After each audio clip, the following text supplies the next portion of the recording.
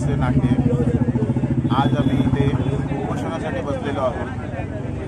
उपोषण कशासाठी? तर आमच्या गावामध्ये अनधिकृत दारूधंदे आणि त्याच्यामध्ये मटका वगैरे पण विषय येतो, असे धंदे अनधिकृत चालू आहेत आणि ते आम्हाला खूप हानिकारक आहे।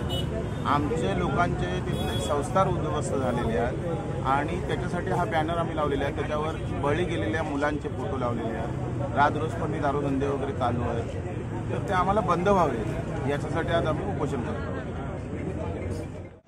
नमस्कार, माझं नाव मनाली मिलिंद करुंदवकर, नाटे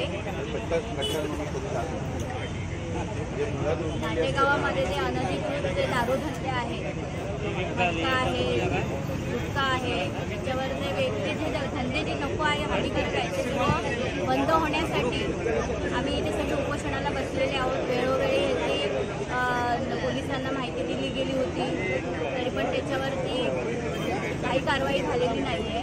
त्यासाठी आज आम्हाला हा निर्णय घ्यावा लागला उपोषणाचा।